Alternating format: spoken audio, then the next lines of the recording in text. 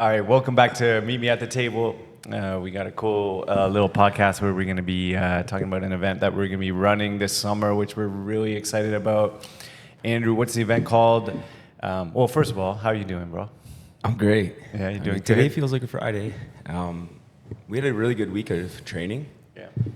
A good week in the office, planning some things, and it was a good week with the family. I had a great week. How about you? Same. Actually, you know what? We actually had, I had a difficult Monday. Yeah. Yeah. I had a tough Tuesday. Yeah, How about that? Yeah, but we're feeling good now.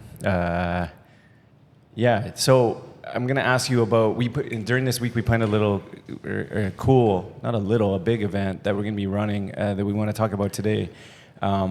What is the event? When is it going to be? Why don't you talk a little bit about this exciting event we have planned? So the event is called the Resilience Ultra, and that is an event that is going to be taking place on, I believe it's August 30th, which is a Saturday. Yeah. It's Labor Day weekend, I guess the last weekend of the summer. Yeah. So it's kind of a cool way to wrap up the summer and also transition into the fall, which I know a lot of people are excited about. High Rocks. This event is all about High Rocks. No, I'm kidding. It's nothing to do with High Rocks and everything to do with community and grit. Grit. And I think the number of participants may be on the smaller side. Yeah. But the community on a whole, I think, is really going to be cheering this event on. And you tell me what inspired you, because I know a certain event that happened a couple weeks ago by BPN kind of inspired you to think about this event, and then we started talking about it. So why don't you tell me about that event and then how it spurred your passion for this event? Ironically, I'm wearing the shirt, which says "Go One More," and this is BPN Bear Performance Nutrition. Nick Bear is a really awesome. I would call him he's an entrepreneur, but a character on YouTube that really leads his business from a place of passion and storytelling. He has a supplement company for nutrition for athletes, specifically for endurance athletes, and he's very entertaining. But he's also very inspiring for me personally. Yeah, I love the way that he shares his insight of business and being an entrepreneur. Yeah, it's brilliant. Really, for some reason, I just really connect with it and it inspires me.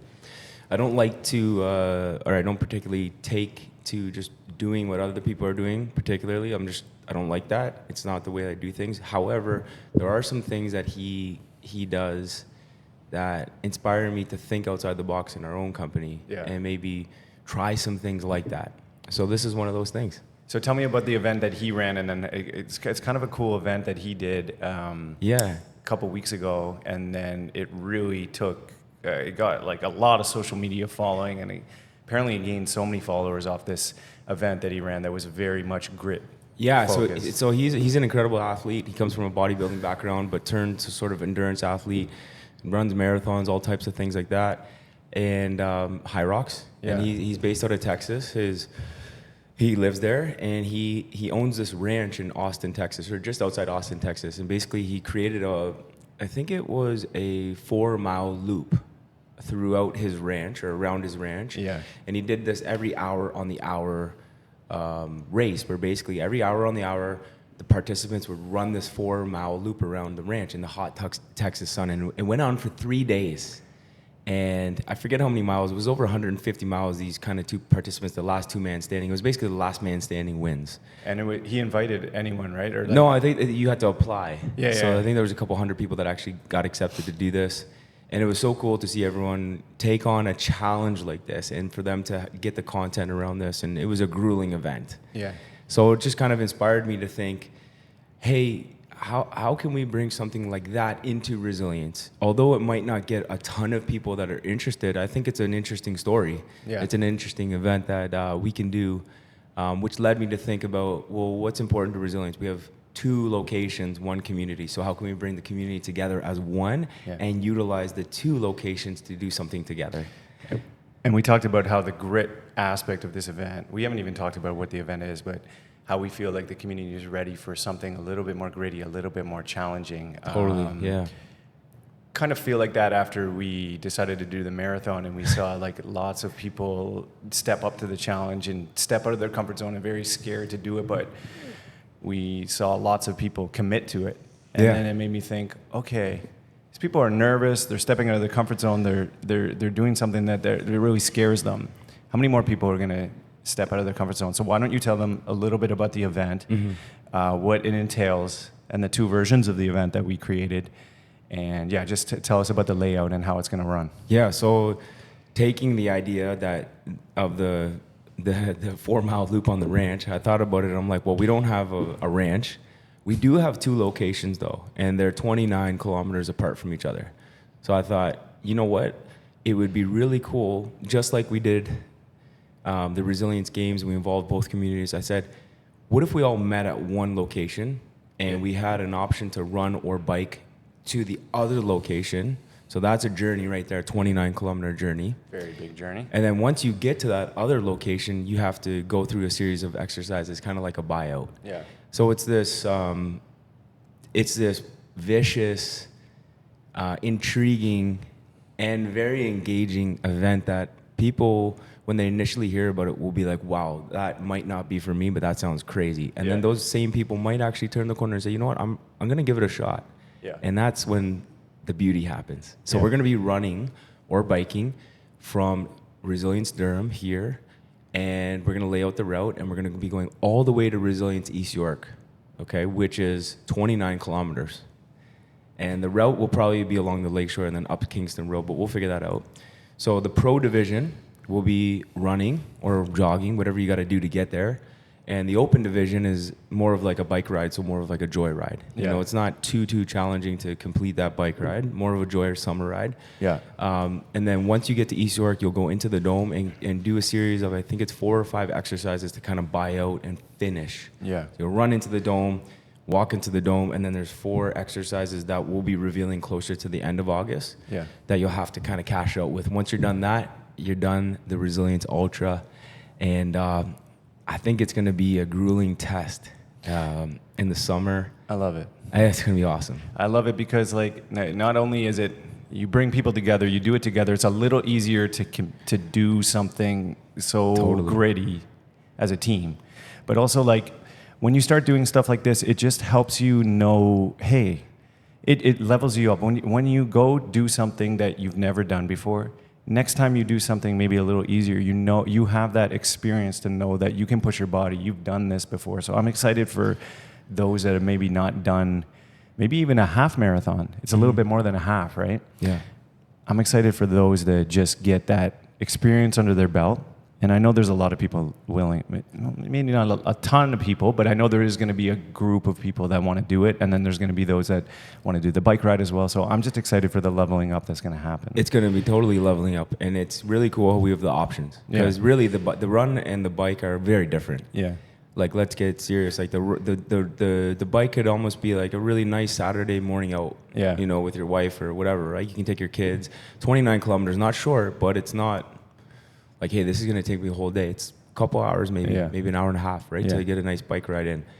But the run there's a lot of people that have been training, running pretty hard in this community. So it's a great stepping stone heading into October with High Rocks and the marathon. And I know not everyone's doing it, but we've got some great runners in the community. And we've got some people who are relatively new to running that this is like, hey, this is kind of my first big test. Yeah. And there's no pressure to get there as fast as you can. Yeah. Just make it there. Just finish it. Just finish it. If you got to walk a couple kilometers, jog do it. Just get there. And another topic about this is we talked about the 2 sort of objectives of this event. So we're kind of hitting 2 goals here. The number 1 goal is to give the people a challenge. Yeah. And that might not be like 100 people, maybe 10, 15, 20 people sign up. Yeah. But then I think that there's going to be our hope is that a lot of people that don't do it, maybe they're away for the summer or they're just watching online. It's going to bring something out of the community where we're going to rally behind these people that are doing it. Yeah.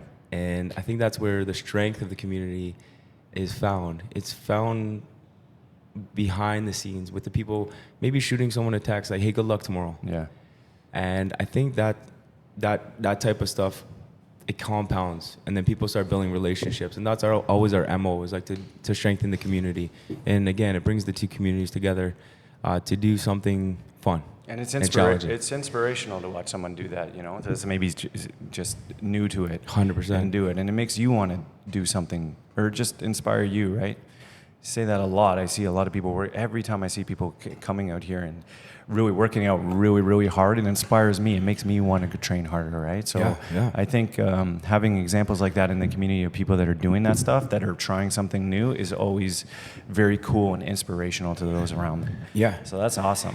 And it's hard for us to predict the future. We never predict the future, but we have kind of like these the ebbs and flows inside where like we can kind of gear where the community is going. And the last sort of 10 years has been about building a foundation. And now that we are very inspired in our own fitness journey, Yeah.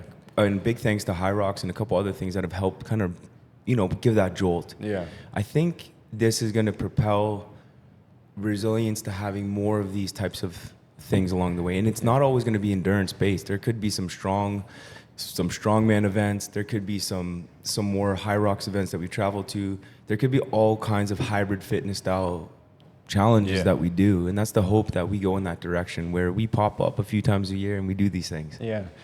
Interesting story. I was listening to Nick Bar has a podcast, and he was talking about, he does a lot of events, just like we were talking about. And he ran this one event. So he had a bunch of success running all these different types of events. And then he wanted to do more of a chill event. Okay. And he ran this event, and he thought that they were going to get lots of applicants. So they sent the application, and he had already run a bunch of successful events. Comes back, he had like 29 applicants, and previous events had like thousands of applicants. And people were disappointed, and he came back and said, like, this is great. This is great learning for us, because it showed us that our community isn't looking for just easy stuff, or just like a community event. And I just feel it made me think about our community, and it made me think that, you know what, this gritty side, I think there are some that are ready for it, and it made me feel like this is going in the right direction with this. And like we said, it might not be for everyone. We might not get 200 people, but what impact it will have on the community is beyond those 20 people, what I'm excited about. So yeah, very That's excited. right. Yeah. It could be about those 10 people participating, and the stories that they get to tell. And again, it's to strengthen the community. That's the goal. Yeah. Is to provide some food for the community, some excitement for the community. And I think whoever does participate is going to really surprise themselves. Yeah. Including myself. I'm like, I have never done that distance. A little prep before the marathon. Yeah. Well, you actually did her 3 kilometers off, bro. You did 27 and a half, but it's a journey for sure. And then to get to the dome and have to find ways to, fuel yourself, find some grit to complete 4 or 5 exercises at the buyout. That's going to be crazy. Yeah. So we'll have to do a little bit of planning as far as having 3 or 4 pop-up sort of hydration stations along the way. Yeah. And we'll map out the route, and we're going to actually finish it with pool party. We're going to have a pool party. Pool party. Yeah. Yeah, so, tell us. So we're gonna have a pool party in East York for whoever wants to come. Kind of a great way to finish the summer for the community. I know a lot of people will be away for the long weekend, but for those in the city that want to come and just celebrate with the resilience community, come on out. And I think this it's has good. Been approved. It'll be a great way to finish the summer. Okay. Yeah. Awesome. Yeah. That's sick. Anything else you want to touch on the Resilience Ultra? Oh, just talking about. I think we're going to start them different. I don't think we talked about that, but just different heat times, just for try to finish at the same time. Obviously, the running is going to take longer. It's going to be hot, so we're going to start a little bit earlier, maybe about an 8 a.m. start, and maybe start the biking at like maybe 10, 9:30, 10. Yeah. Those times might be adjusted a little bit, but something like that for sure. Some sort of 2-hour gap or something like that, or maybe an hour and a half gap in between the two. And just try to start that running a little earlier to get out of the sun as much as possible. Those logistics will all be sent out a few weeks ahead, so you have to drop off your bike at the Durham if you choose to bike, and it'll just be awesome. It's cool thing we're excited for. Excited for those events. Anything else going on that you want to touch on that's on your heart, bro? Starting on July 29th, The Resilience High Rocks revival classes on Wednesday nights have been they've been so fun. They've been like last night was crazy. It brought me back to week 1 actually. So we're Josh and I are going to be going to East York for 3 weeks, and Coach Mo is going to come coach with Coach Daniel on those Wednesday nights for 3 weeks, and we're just going to do that to continue to keep things spicy, continue to keep them balanced, continue to keep them on the edge. You know what I mean? It's never good to get too comfortable with one thing. So I'm looking forward to going into East York on Wednesday nights, starting in 2 weeks. That'll be a great time in the Dome. And I know Durham will get a good experience, an amazing experience with Coach Mo and Daniel. Yeah. Yeah, Mo is going to bring the heat. Bro, Mo definitely brings the passion. So those that don't know Mo in Durham, he's going to definitely bring a lot of energy and passion. When I think of Mo, I think of passion. They're probably tired of seeing our faces all the time, telling them to do burpee broad jumps, trying to tell them to run to Notion Road. So it's a good switch up. Yeah. It'll be exciting. That's starting, 2 weeks from now. 2 weeks from now. I'm trying to think if there's anything else as we wrap up. Just keep going, man. Summer's sometimes a tough time to like continue your fitness journey. There's a lot of things going on, barbecues, friend stuff, and it's easy to skip workouts, right? But just trying to keep that momentum, even if it's like you just show up and do your best. Maybe it's not 100% every time, but as long as you're staying consistent and you don't have those big breaks, it's huge. Summer is really challenging to do that. Everything is busy, but your body will thank you in September, fall, and stuff like that. So, yeah, just encourage everyone to keep coming out, keep doing what you're doing, and give it your best. And sometimes your best can be just showing up. I love what you said about just being consistent. Again, coming from more of a sports background with football, it was so key to be clutch in like big moments and be amazing in short moments. But now more training for endurance. I heard this quote that says it's better to be consistently good rather than occasionally great. Yeah. And that's a big mindset switch for me, because it's like with running and endurance, it's about putting in the kilometers and just staying steady. Yeah. And it really builds a base. And I think we can learn a lot from that statement as far as showing up to the gym. It's better to be just consistently good and keep showing up through the summer rather than occasionally great. Yeah. For 1 week or 1 month and you kind of hit a goal and you fall off. No, stay steady. It builds a discipline too and a lifestyle. It reinforces that lifestyle. If you're kind of hot, cold, there's no consistency there. It's not really. I don't know. I just find it easier to just be, like you said, occasionally good, better than just hot sometimes. It just consistently builds out good. Consistently good. Yeah. What did I say? Okay, occasionally good. Consistently good. Yeah. So yeah, guys, make sure you're trying to come out. Maybe have a buddy or something that you're going to class with or running with or doing something with. It helps a lot. It's our hope with Resilience that we give people a place to come to make a part of their lifestyle. Yeah. Not to come in and have a quick transformation. Although those are great to see and we welcome them and we encourage them, it is a place that will become a part of your lifestyle. Yeah. So it's about consistency, and we all know that. And it's another thing to really experience that. It pays big dividends. So. Exactly. So who's excited for this event? The Resilience Ultra. One more time, we're going to be running or biking from Resilience Durham in Ajax, Ontario, all the way to Resilience East York in East York. And that's going to be 29 kilometers. A great joyride on a bike, or if you want to take it to the next level, you can walk, jog, or run. Let's go. It's going to be great. Who's excited? Let's go. I'll be there. And when you get to the Dome, it's not over. There's a few exercises you got to get through to cash out. So to enjoy that pool party after. That'll be good. All right, guys. See you next See you time. later. Yeah.